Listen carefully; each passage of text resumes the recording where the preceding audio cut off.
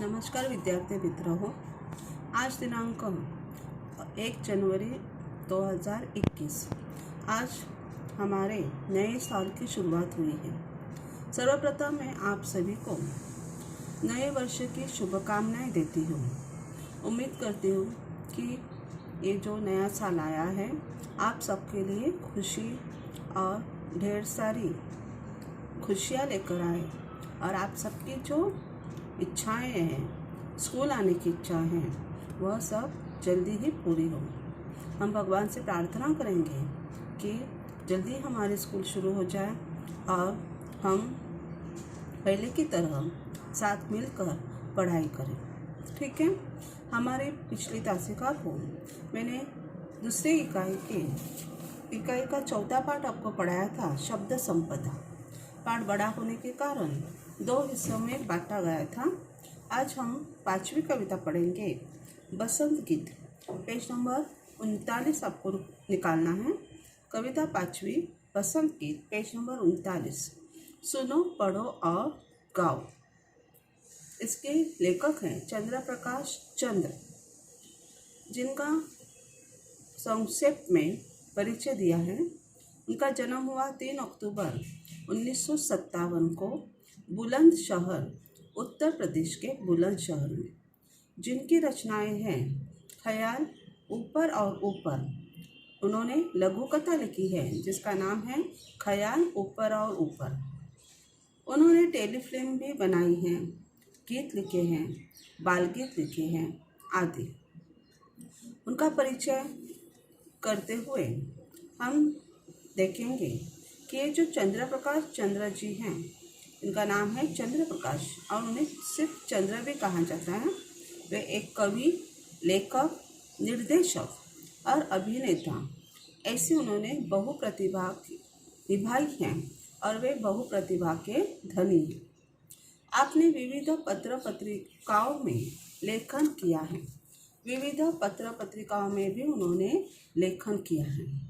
अब ये जो कविता है बसंत गीत, इस प्रस्तुत कविता में कवि ने बसंत ऋतु में होने वाले परिवर्तन, बसंत ऋतु में होने वाले सृष्टि में जो होने वाले परिवर्तन हैं उनके बारे में, उनका प्रभाव और प्राणियों में फैले उल्लास को दर्शाया है। बसंत ऋतु में सृष्टि में हमारे पृथ्वी पर जो परिवर्तन होता है, जो बदलाव होता है, उससे क्या प्रभाव होता है, प्राणियों में किस तरह उल्लास फैलता है, उल्लास यानी खुशी फैलती है, इसे दर्शाया गया है। उसी प्रकार कविवर चंद्र प्रकाश चंद्र बसंत ऋतु के आगमन पर प्रकृति में होने वाले परिवर्तनों का वर्णन कर रहे हैं। हमारी सृष्टि में होने वाले परिवर्तनों का वे वर्णन कर रहे हैं। इस ऋतु में जिधर भी दृष्टि जाती है, चारों ओर सौंदर्य, सुगंध और उल्लास का वातावरण रहता है। इस बसंत ऋतु में जहाँ पर भी हमारी नज़र जाती है, चारों ओर सुंदरता, उसी प्रकार सुगंध और उल्लास का वातावरण फैला रहता है। अब आप लोग जानते ही हो कि आज से नया वर्ष शुरू हुआ है 1 जनवरी, और हमारे अंग्रेजी माह के अनुसार 12 महीने होते हैं। और 12 महीने कैसे होते हैं, हिंदी में हम अगर बोलेंगे तो जनवरी, फरवरी, मार्च, अप्रैल, मई बोलते हैं हिंदी में, जून, जुलाई, अगस्त, सितंबर, अक्टूबर, नवंबर और दिसंबर। इस तरह हिंदी के अंग्रेजी महीने हम हिंदी में बोल सकते हैं। लेकिन हिंदू माह के अनुसार नए साल की शुरुआत होती है गुड़ी पाड़वा के दिन, जो ज़्यादातर मार्च महीने में आता है। अब हिंदी माह के अनुसार हमारे महीने कौन से हैं, तो चैत्र, वैशाख, ज्येष्ठ, आषाढ़, श्रावण, भाद्रपद, अश्विन, कार्तिक, मार्गशीर्ष, पौष, माघ और फाल्गुन, ये 12 महीने होते हैं। अंग्रेजी माह के अनुसार हमारे प्रमुख 3 मौसम है या 3 ऋतु है, जैसे गर्मी का मौसम, बरसात का मौसम और ठंडी का मौसम। जो अभी ठंडी का मौसम शुरू है, आप लोगों को स्कूल नहीं है, इसलिए आप लोग आराम से उठ सकते हो। सुबह सुबह ज़्यादा ठंडी लगती है, उठने का मन नहीं करता। लेकिन जब स्कूल होता है तो आपको ज़बरदस्ती उठना ही पड़ता है और आप लोग स्वेटर वगैरह पहन कर स्कूल आते हैं। लेकिन हिंदी महीने के अनुसार या मराठी माह के अनुसार, हिंदू माह के अनुसार जो 12 महीने हैं उनमें प्रमुख 6 ऋतु होते हैं। जैसे अंग्रेजी महीने के अनुसार 3 ऋतु होते हैं, हिंदी महीने के अनुसार 6 ऋतु होते हैं। आपने बचपन में सीखा होगा, जैसे वसंत ऋतु होता है, वसंत को ही हिंदी में बसंत कहते हैं। फिर शरद होता है, शिशिर होता है, ग्रीष्म होता है, और कौन कौन सा, पहले वसंत, शरद, शिशिर, ग्रीष्म, वर्षा और हेमंत, ऐसे 6 ऋतु हिंदी माह के अनुसार होते हैं। उनमें से वसंत ऋतु के बारे में ये कविता है जो आज हम पढ़ने जा रहे हैं। पहले मैं कविता धीरे धीरे पढ़ती हूँ, देखते हैं कि आपको अर्थ समझ में आता है या नहीं। सजी आयो रे ऋतु बसंत सजी आयो, अजी गाओ रे ऋतु बसंत सजी आयो, कली कली करत कलोल कुसुम मन, मंद मंद मुस्कायो, गुन गुन गुन गुन गुंजे मधुपगन, मधु मकरंद छुरायो, सजी आयो रे ऋतु बसंत सजी आयो, अजी गाओ रे ऋतु बसंत सजी आयो, बन बन बाग बाग बगियन में सुहनी सुगंध उड़ायो, ठुमकी ठुमकी मयूरा नाचत गीत कोयलिया गायो, सजी आयो रे ऋतु बसंत सजी आयो, अजी गाओ रे ऋतु बसंत सजी आयो, पीली पीली सरसों फूली अरु पौर मुआ पे छायो, हरी हरी मटर बिछोने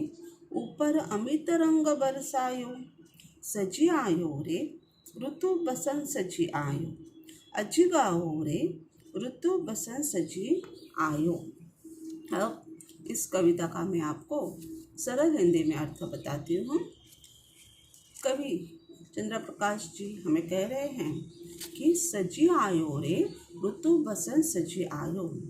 बसंत ऋतु जो है, बसंत का जो मौसम है, जिसे हम मराठी में वसंत कहते हैं, तो ये जो बसंत ऋतु है वह सजी आया है, यानी सज धज कर आया है। मैंने पहले आपको कहा कि इस ऋतु में सारे और जहाँ भी हमारी नज़र जाती है हमें सौंदर्य दिखता है, सुगंध होती है सब जगह और उल्लास होता है। जैसे यह ऋतु सज धज कर आया है। इस ऋतु में पेड़ पौधों को नए पत्ते आते हैं, सब जगह हरियाली होती है। अजी गाओ रे, अजी गाओ रे ऋतु बसंत सजी आयो। तो चंद्र प्रकाश जी हमें कह रहे हैं कि आप लोग, हम सब लोग मिलकर गीत गाते हैं, बसंत ऋतु के गीत गाते हैं, क्योंकि बसंत ऋतु अभी आ गया है। कली कली करत कलोल कुसुम मन। अब ये जो कलियां हैं पेड़ पौधों पर खिली हुई जो कलियां है, कलियां तो आपने देखी होगी, फूल खिलने से पहले कली होती है। ये जो कलियां है ये कलियां कलोल कर रही है, कलोल यानी क्रीड़ा कर रही है। वह हवा के द्वारा यहाँ वहाँ ऐसे डोल रही है, मानो वे क्रीड़ा कर रही है, खेल रही है। और जो कुसुम हैं, कुसुम यानी खिले हुए फूल, वे मानो मंद मंद मुस्कुरा रहे हैं या हंस रहे हैं। कुछ फूल खिले हुए हैं, वे मानो धीरे धीरे हंस रहे हैं, और कुछ बिना खिले फूल जो कलियां है वे हवा के द्वारा यहाँ वहाँ डोल रही है, मानो वे खेल रही है, क्रीड़ा कर रही है। गुन गुन गुन गुन गूंजे मधुप गन। मधुप यानी भौरा, भौरा यानी मराठी में आप लोग कहते हैं ना भूंगा। जो भौरे फूलों पर बैठते हैं, फूलों में से शहद चूसते हैं, वे भौरे फूलों पर बैठे हैं और मानो वे गुन गुन गुन करके मधुर गीत सुना रहे हैं, गूंज लगा रहे हैं। और मधु मकरंद चुराओ। मधु मकरंद, मधु यानी मीठा, मकरंद यानी फूलों का रस, फूलों का मीठा रस मानो ये भौरे चुरा कर पी रहे हैं, ऐसे कवि कहते हैं। सजी आयो रे ऋतु बसंत सजी आयो। तो बसंत ऋतु सज धज कर आया है। अजी गाओ रे ऋतु बसंत सजी आयो। अब चलो हम सब गीत गाते हैं बसंत ऋतु के, क्योंकि बसंत ऋतु सज धज कर आ गया है। बन बन बाग बाग बगियन में सुहनी सुगंध उड़ायो। इस मौसम में वन वन में जंगलों में बागों में, हाँ बगिया यानी बागों में सुहावनी सुगंध सब जगह फैली होती है, क्योंकि नए नए फूल खिलते हैं और उनकी सुहावनी मनमोहक सुगंध फैली रहती है। ठुमकी ठुमकी मयूरा नाचत। जंगलों में मयूर यानी मोर ठुमक ठुमक कर नाच रहा है। गीत कोयलिया गायो। जंगलों में मोर ठुमक ठुमक कर खुश होकर नाच रहा है और कोयल मधुर गीत गा रहे हैं। कोयल आपने कभी देखी है? काले रंग की होती है, लेकिन उसकी आवाज़ बहुत मीठी होती है। ये कोयल मधुर गीत गा रही है। सजी आयो रे ऋतु बसंत सजी आयो। फिर से कवि कहते हैं कि बसंत ऋतु सज धज कर आ गया है। अजी गाओ रे ऋतु बसंत सजी आयो। चलो सब मिलकर हम गाते हैं बसंत ऋतु आ गया है। आगे पीली पीली सरसों फूली और बौर अमुआ पे छायो। बागों में या खेतों में सब जगह पीले रंग की सरसों फूली है। सरसों यानी आप लोग राई बोलते हो ना, राई। हाँ, ये राई जो होते हैं उनके पीले रंग का नहीं होता वह राई, लेकिन उनके जो फूल होते हैं इसे पीले रंग के सरसों सब जगह फूल गए हैं, उसमें वह सरसों होती है, राई होती है। अरुब और अमुआ पे छायो। आम के पेड़ों पर बौर आए हैं। बौर यानी आम के फूल आए हैं। आम के फूल आए हैं। फिर वे फूल जो हैं उनसे फल बनता है, हरा फल जिसे हम कैरी कहते हैं। वह पक जाने पर फिर हमें पीले रंग का आम खाने को मिलता है। तो इस मौसम में खेतों में सरसों के पीले पीले फूल खिलते हैं। उसी प्रकार आम के पेड़ों पर आम के फूल आते हैं।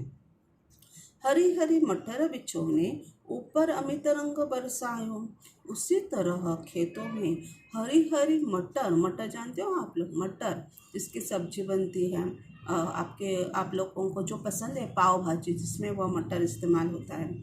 ऐसी हरी हरी मटर पूरे खेतों में मटर की फसल उग गई है। ऐसे लगता है कि पूरे खेतों में किसी ने हरे रंग का बिछोना डाला है, हरे रंग की चादर फैलाई है, क्योंकि पूरे खेत में हरी मटर की फसल उगी है।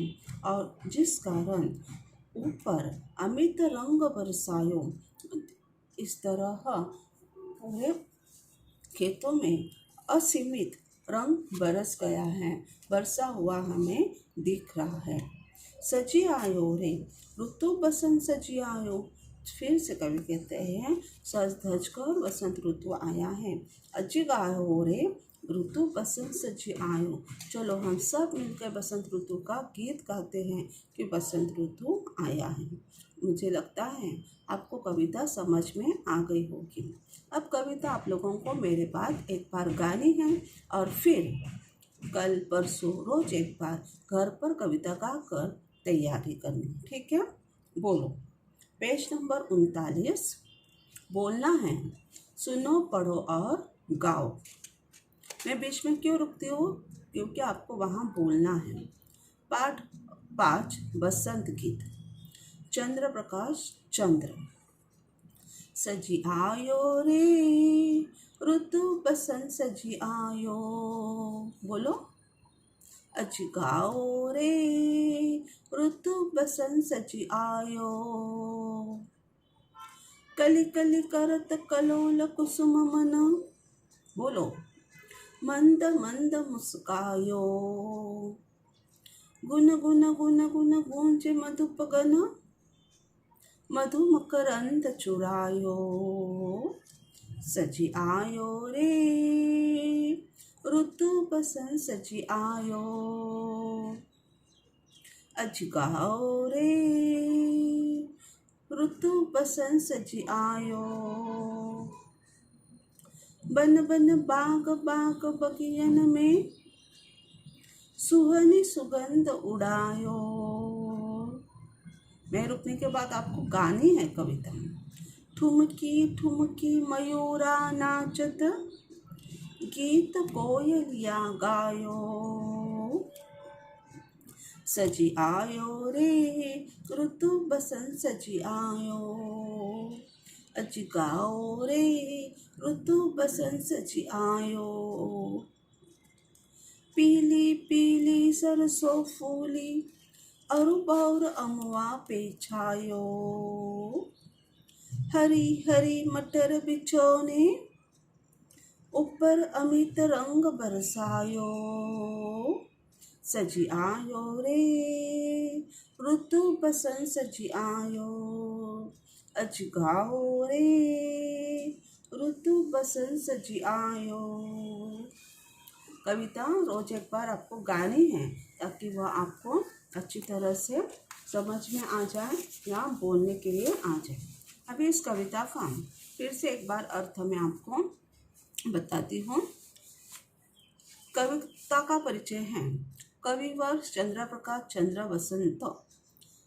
कविवर चंद्र प्रकाश चंद्र वसंत ऋतु के आगमन पर प्रकृति में होने वाले परिवर्तनों का वर्णन कर रहे हैं। इस ऋतु में जिधर भी दृष्टि जाती है चारों ओर सौंदर्य, सुगंध और उल्लास का वातावरण रहता है। अब इस कविता का अर्थ फिर एक बार संक्षेप में बताती हूँ। बसंत ऋतु सज धज कर आ गई है। सब बसंत ऋतु के गीत गाओ। कलियां क्रीड़ा कर रही है। फूल ऐसे लग रहे हैं मानो मंद मंद मुस्करा रहे हो। भौरे गून गून गुंजार कर रहे हैं और इधर से उधर उड़कर फूलों का रस पी रहे हैं। बसंत ऋतु सज धज कर आ गई है। सब बसंत ऋतु के गीत गाओ। वनों में, बाग बगीचों में मनमोहक सुगंध उड़ रही है। मोर ठुमक ठुमक कर नाच रहे हैं और कोयल मधुर गीत गा रहे हैं। बसंत ऋतु सज धज कर आ गई है। सब बसंत ऋतु के गीत गाओ। खेतों में हर तरफ सरसों के पीले पीले फूल दिखाई पड़ रहे हैं। आमों पर बौर आ गए हैं। मटर की फलियां इतनी अधिक है कि ऐसा लगता है कि मानो किसी ने हरा बिछोना बिछा दिया हो और उस पर बहुत से रंग बरसा दिए हो। बसंत ऋतु सज धज कर आ गई है। सब बसंत के गीत गाओ। अभी पेज नंबर 39 पर ये कविता है और अगला जो पेज है पेज नंबर 40, इस पर अगला पाठ शुरू हुआ है। तो इस कविता का स्वाध्याय हमें नहीं है, प्रश्न उत्तर नहीं है। इस कविता के कुछ शब्दार्थ लिखकर मैं आपको फोटो भेजती हूँ। जो शब्दार्थ आपको लिखने हैं और उसके पहले कविता सुंदर अक्षरों में आपको कॉपी में लिखनी है। नए पेज पर शुरुआत करनी है। आज की तारीख, वार, पाठ 5, कविता का नाम, कवि का नाम और कविता जैसे पुस्तक में सुंदर अक्षरों में दी है वैसे लिखनी है। 2-2 पंक्तियों के बाद एक लकीर छोड़िए, वैसे आपको छोड़नी भी है और सुंदर अक्षरों में आपको कविता लिखनी है। वहाँ पर पूर्ण विराम, अर्धविराम, अल्पविराम, इन सब का प्रयोग जहाँ पर किया है उसी प्रकार उचित तरह आपको ही करना है और सिर्फ चित्र नहीं बनाना है। कविता सुंदर अक्षरों में लिखनी है और कविता का और उसकी शब्दार्थ जो मैं भेज रही हूँ उसका भी आपको फ़ोटो निकाल कर मुझे भेजना है। ठीक है। अभी यहाँ पर हमारी आज की तासिका ख़त्म होती है। आप सबको फिर एक बार नए वर्ष की शुभकामनाएं। घर पर रहो, स्वस्थ रहो और निरोगी रहो। ठीक है। धन्यवाद।